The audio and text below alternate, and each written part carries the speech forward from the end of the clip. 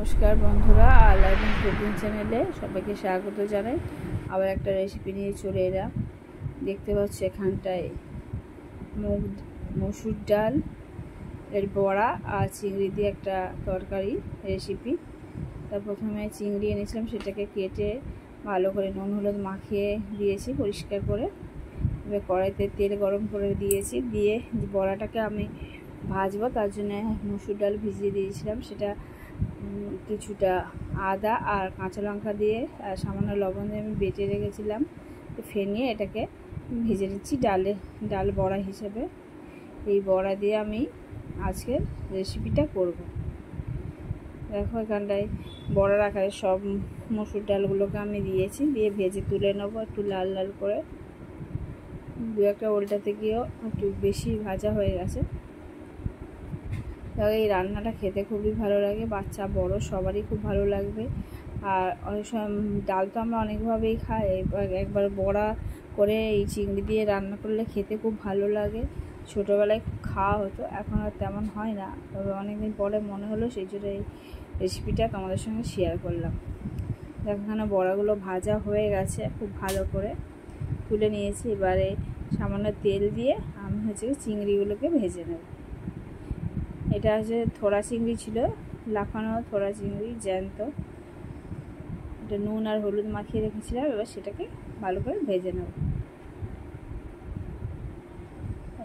বন্ধুরা, এই রান্নাটা করতে খুব বেশি মশলার প্রয়োজন হয় না, খুব অল্প মশলাতে হয়ে যায় এবং খুব বেশি সময় লাগে না। তবে আগে থেকে আমি ডালটাকে ভিজিয়ে রেখেছিলাম প্রায় ঘন্টাখানেক, আর মসুর ডাল ভিজতে খুব বেশি সময়ও লাগে না। বাটার সময় মিক্সিতে আমি এক টুকরো আদা একটু আর কাঁচা লঙ্কা, 2-3টে কাঁচা লঙ্কা আর নুন দিয়ে এটাকে মিক্সিতে আমি আগে থেকে বেটে রেখেছিলাম। দেখো এই চিংড়িটা এখানে ভাজা হয়ে গেছে। চিংড়িগুলোকে এবার তুলে নেব, নিয়ে কড়াইতে আবার কিছুটা তেল দিয়ে দেবো। তেল দিয়ে প্রথমে আমি পেঁয়াজ দেখো একটা কেটে রেখেছিলাম, সেই পেঁয়াজটাকে আমি ভালো করে ভেজে নেব। পেঁয়াজটা ভালো করে ভাজা হয়ে গেলে এবার সরু সরু করে আলু কেটে রেখেছিলাম, এই আলুগুলোকেও আমি পেঁয়াজের সঙ্গে ভালো করে ভেজে নেব। একটু লাল লাল করে ভাজতে হবে বন্ধুরা। এই রান্নাটা বাচ্চা বড় সবার ভালো লাগে এবং সবাই খেতে পছন্দ করে। এটা অনেক পুরনো বহুদিনের রান্না, আর মা ঠাকুমারা করতো, এখন সময়ের অভাব হয় না। এখানে আদা আর কাঁচা লঙ্কা আর রসুন একসঙ্গে বেটে নিয়েছি, সেই বাটাটাকেও দিয়ে দিলাম এই আলু আর পেঁয়াজের সঙ্গে, দিয়ে খুব ভালো করে ভেজে নিতে হবে যাতে কাঁচা গন্ধগুলো চলে যায় মশলার। ও ভাজা হয়ে গেছে।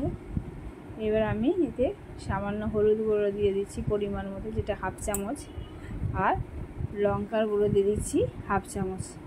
এখানে বেশি লঙ্কা দিলাম না, যেহেতু কাঁচা লঙ্কা দেওয়া হয়েছিল, আর লবণ দিয়ে দিলাম। দিয়ে মশলার সঙ্গে ভালো করে আলু পেঁয়াজ আর মশলা খুব ভালো করে ভেজে নিতে হবে।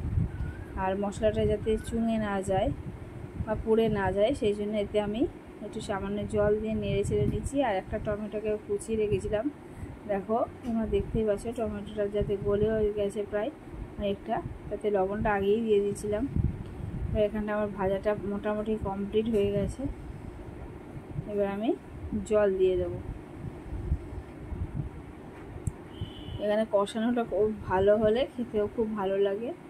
দেখো হয়ে গেছে, এবার আমি জল দিয়েছি, পরিমাণ মতো জল দিতে হবে, সামান্য বেশি জল দিতে হবে, কিন্তু যেহেতু বড়া আছে, বড়া একটু জল টেনে নেয় বন্ধুরা, সেই জন্য জলটা দেখো একটু বেশি দিয়েছি। এবার বড়াটা দিলে জলটা পুরো টেনে নিয়ে গ্রেভিটা ঠিক হয়ে যাবে। ঢাকনা দিয়ে দিলাম। এখানে আলু সিদ্ধ হয়ে গেছে, এবার ভেজে রাখা বড়া আর চিংড়িগুলোকে আমি দিয়ে দেবো। দিয়ে আরও মিনিট 2 আমি ফুটিয়ে নেবো, দিলে বড়াটা সিদ্ধ হয়ে যাবে আর চিংড়িটার মধ্যেও গ্রেভির রসটা ভালো করে ঢুকে যাবে। দেখো আরও মিনিট 2 ফোটানোর পরে ঢাকনা দিয়ে দিচ্ছি, দিয়ে তোমাদেরকে দেখাচ্ছি কত সুন্দর হয়েছে।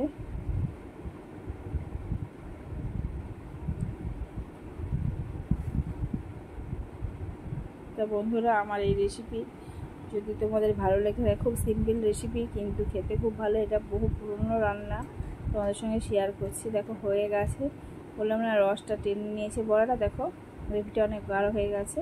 যে রেসিপি যদি তোমাদের ভালো লেগে থাকে তাহলে অবশ্যই লাইক, কমেন্ট, শেয়ার, সাবস্ক্রাইব করবে। আর পুরনো বন্ধু যারা আছো তারা পাশে থাকার জন্য অনেক ধন্যবাদ। আর যারা নতুন বন্ধু হয়েছে বা হবে তারা প্লিজ সাবস্ক্রাইব করে পাশে থেকো আর পুরো ভিডিওটা দেখার অনুরোধ রইল। দেখো হয়ে গেছে, এবার নামিয়ে রাখবো। আজকের রেসিপি এই পর্যন্ত, আবার অন্য কোনো রেসিপি নিয়ে তোমাদের সামনে চলে আসবে। ততক্ষণ তোমরা ভালো থেকো, সুস্থ থেকো, আর অনেক অনেক ধন্যবাদ।